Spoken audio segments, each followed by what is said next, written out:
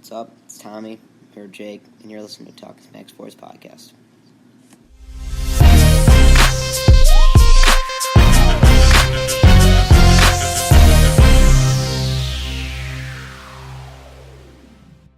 Good evening to you, Jake. How are you? Good evening, Tom. How are you? Quick announcement before we get into anything.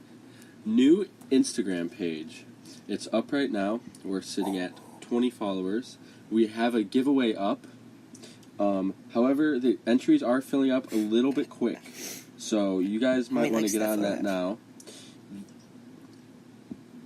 We need 100 and it's at 74. Did you buy them? So you have to follow the account to be valid, which most people didn't. But you still have to follow the account to be valid. The handle is Talkin'Smack Sports, all one word, no G on the talking, just Talkin'Smack Sports. And yeah, so go follow it up. We drop updates there Probably gonna be more and active our Twitter, than Twitter when we're recording. So, the Twitter's mostly just sending out links. Instagram's gonna be more like previews and stuff. Interactive. Yeah, we're gonna get to know you guys. Some polls, some live videos, maybe. Unlikely, but maybe. If we get enough. Okay.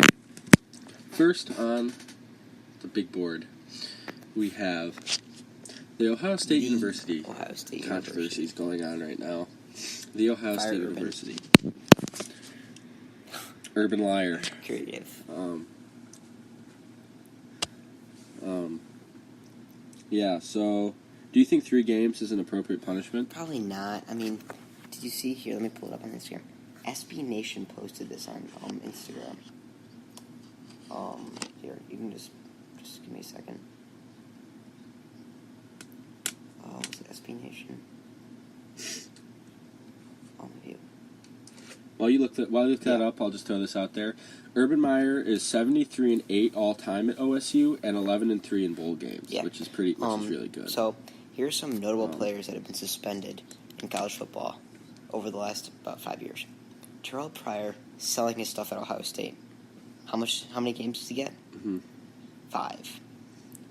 AJ Green selling his stuff, just like memorabilia. Oh, okay, merchandise. AJ Green, same thing, selling his jersey, gets 4 games. Ty Gurley selling his signature gets 4 games. Why are we holding our players to higher standards than our coaches? Yeah, I don't. Well, that goes hand in hand with the NCAA's well, obviously, this isn't an NCAA because punishment either. Like, if Ohio State chose to not do anything, which they really couldn't choose to do, their reputation would have been ruined. It already kind of is ruined. Yeah. But it's still, he should be getting at least 6 games. This is worse than any other punishment. These are worse than any crime these people committed. Yeah, the difference is the NCAA had nothing to do with it. They didn't lose any money, where with all the other cases, they probably freaked out because they were losing a couple $100 here and there because they were selling memorabilia. And, of course, that doesn't fly with that organization. Money, just against the rules. Yeah, but, I mean, theoretically, they could do that, too, but they just try to prohibit it. So I just thought that was interesting. Ohio State, I mean, they're probably going to win those 3 games. Let me see their schedule. Those 3 games probably aren't against... I don't think they're playing... Unless they're playing a big game week 1. I don't... Yeah. And it's still the coach, so it's not that big. I mean, it's a big deal, but it's not a huge deal. Well, Urban Meyer's been a big coach for a while. He's kind of had, some problematic players come through his team, let's be honest. Aaron Hernandez played for him. There are a few others I read. He's been a great coach, but he's been the best leader. Yeah. Are you talking about Urban? Zeke Elliott? Yeah, that's another one. They play Oregon State, Rutgers, and TCU. So TCU's a big game. That's week 3. But not a Oregon big game. State, Rutgers is awful. TCU Rutgers is very good. A Make-A-Wish team. So that'll be interesting to see that. He doesn't miss Penn State, though, which is probably their biggest game on the schedule. I guess Michigan or Penn State. Yeah. So they're really only missing one Big Ten game, and it's Rutgers, which they're going to win by 40. That game is pretty much a must-win if they want to be in the playoffs, the one against TCU. Yeah. like that, because TCU's going to be one of those teams, and if they're 4-5 and TCU beat them, it's a pretty easy decision. Yeah. Especially if they have to play Penn. They're not going to beat Penn State and Michigan. I mean that. That only have Indiana too. Indiana's beastly, so. Mm-hmm. Yeah, they're going to be real good this year. That's my sleeper pick. Oh, he's gone. Jordan Howard. Oh, wait, he's gone. I mean, the NFL just soaked up all the talent. But we'll make more. Tom Crean. I mean, who's the coach? Okay. What's that? Okay. What's next? Okay. Khalil Mack still hasn't signed with Oakland. Looks like he might be moved here soon. The front runners are the Jets as of right now, but I've heard of the Packers and some other teams. When you just look up Khalil Mack Trade, literally 8 teams show up. Yeah. I think the Jets are the heavy favorites as of right now, though. I see Bills, Giants, Colts, Bears, Bills, Falcons, Bears. But Packers and Jets are the main 2 that show up, on the front page. Yeah, those are the only 2. Obviously, Oakland, Packers, and Jets are the only 3 I see. Because the Jets have a very valuable chip right now in Teddy Bridgewater. Yeah, and I mean, I don't see why the Jets don't do it because they're one piece away from making that defense really solid. So why not? Makes the defense so much better. Yeah. My thing is, what do the Raiders really need? Offensive line, something that comes to mind. Yeah. Their defense is fine, honestly. Maybe a linebacker. Yeah. Their secondary's not bad. Yeah. Their D-line's fine. The Raiders aren't. Remember, this team went, what were they, 13-3 or 12-4 2 years ago? And it's largely the same. It's largely the same roster. Good. Obviously, they also have some concerns at running back. There's some pretty old guys there. But I feel like this Raiders roster is sneaky good. And, man, do you think they should just pay up for Khalil Mack or no? It's pretty much 20 to 25% of their cap. I think, I don't know. It's a really tough call.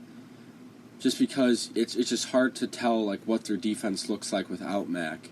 Do they take a big dive or do they stay relatively the same? Because obviously, if they stay anywhere, problem. Mark Cooper's going to need money soon. Yeah. Yeah. Honestly, I think you just let him go. I think you let him go and try to get Bridgewater and then maybe another piece along with it.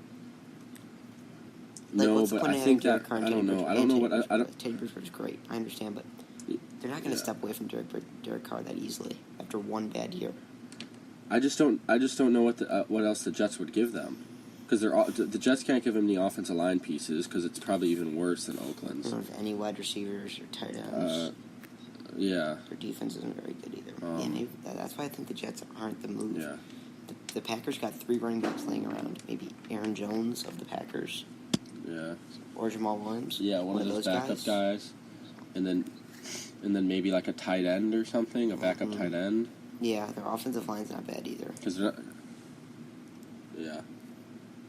Yeah, but I think the Packers are my favorite. Also my favorite to sign Dez Bryant, but at this point it looks like Dez isn't going to be in the roster by week 1, but that's a different topic. Yeah. That's all right. Ooh, exciting new segment time. So we do have a new segment. Put a little research into this one. Jake $1 worked for this one, guys. Just going to be completely honest. So we went and we did the greatest matchups you've never seen that everyone wants to see but hasn't seen yet. So starting off, we have this one's very surprising. Probably one of the most surprising ones to me. It's Duke and North Carolina. Total times they've played 246 games. Plus they play in the conference tournament. Yeah. However, they have never once played in the NCAA tournament. It's impossible and unlikely. I mean, obviously they're always both on opposite sides of the bracket for a reason. But how many times they have do they that been on Final Four purpose? together? It was like 32 or 34 times. That's crazy. How have they both not won in their Final Four games out of 32 times? This is past incredible. year felt like the year for me too. Yeah, I just don't. That's just crazy. That one's probably one of the craziest ones up here. Man, there could have been some. Just combine those. Don't you think they're like the best overall like legacy teams? I mean, maybe Kentucky, but yeah. Kentucky didn't really start grinding out prospects until 10 years ago. Yeah. Historically, it's probably it has to be the best rivalry in college basketball. In basketball, period. Yeah. NBA or college. I can't think of a better one in the NBA. Yeah, the NBA doesn't really have rivalries like small, that. Like 5-year rivalries. They come and go. Not like Yeah. forever rivalries. Like football and baseball Yeah. are more like forever rivalries. Packers, Bears. Yeah.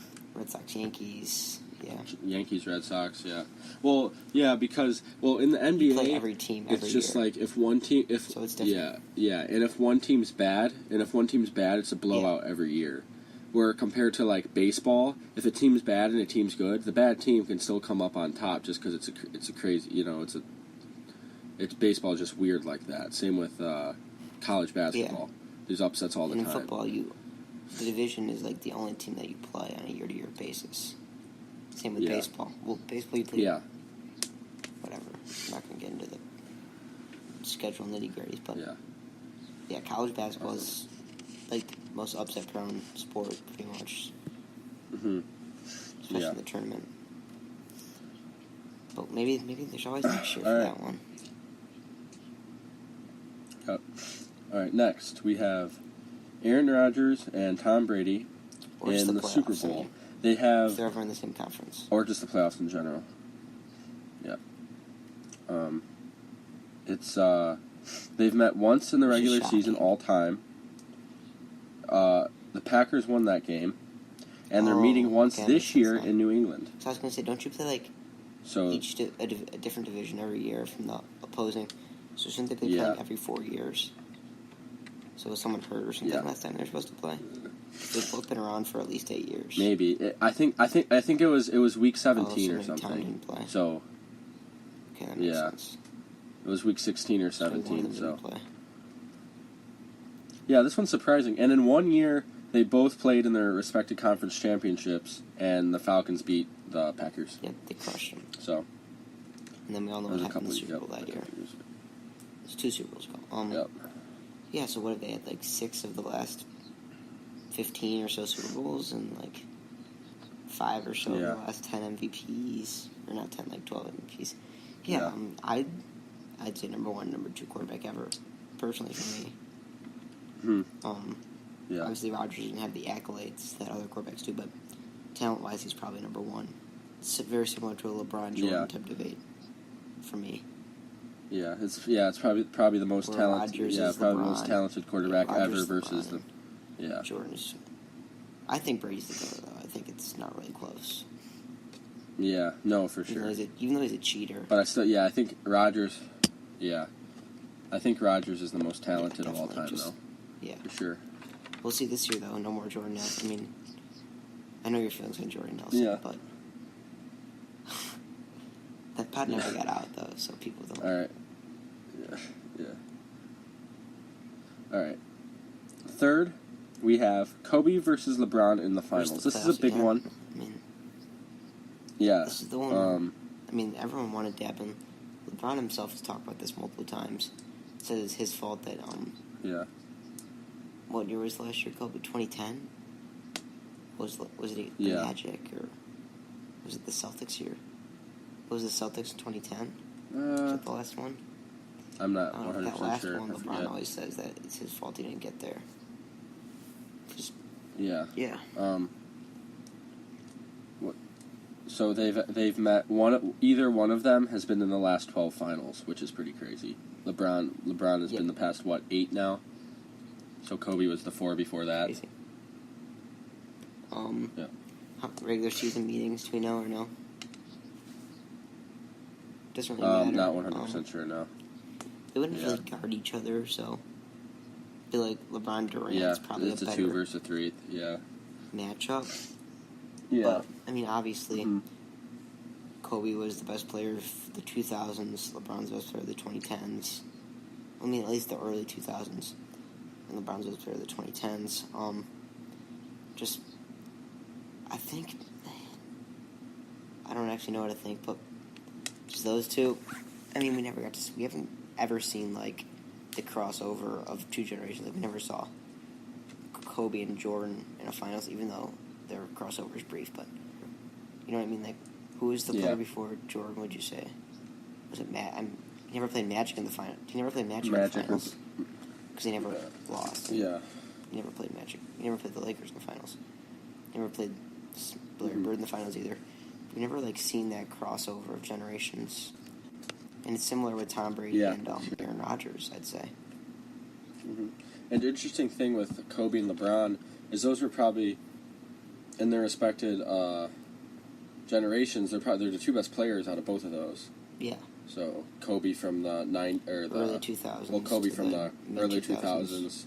LeBron ever since. And then LeBron from As I was saying, like, so that's every single, like, best generation player has never played the one before or after, as far back as they can go in really any sport. Yeah. It doesn't happen. Brett Favre. Who did Brett Favre ever play anyone? No. Favre never even won a Super Bowl, did he? No. Yeah. This is probably not the year. Okay, and then I would go on a limb and say that LeBron and Kobe will not be playing the finals this year. Yeah, maybe if they ever introduce Hey, maybe on the same team. Would that count? Yeah. Maybe. Not against each other, though. They won't be playing against each other in the finals this year. Yeah. And then our very last one is Auburn versus Alabama in the national championship. This one's just kind of... I mean, football's pretty hard. This one's pretty unlikely.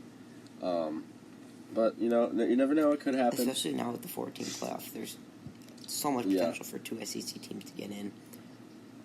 Obviously, the most memorable game they've ever played. They play the Iron Bowl every year, but the one I remember is when Chris Davis returned a short field goal. What was that? Was that like 2012 or 11? Yeah, one of those. For Chris Davis returned it 109 yards for a touchdown to win the game as time expired. Auburn wins. Alabama loses. Was that Cam Newton? Probably. I think it might have been after Cam Newton. Oh, yeah, like Nick Marshall. Yeah, it was Nick Marshall. Where's he now? I don't know. I don't think anywhere notable, obviously. I think this one is actually... I mean, obviously, Kobe versus LeBron's impossible.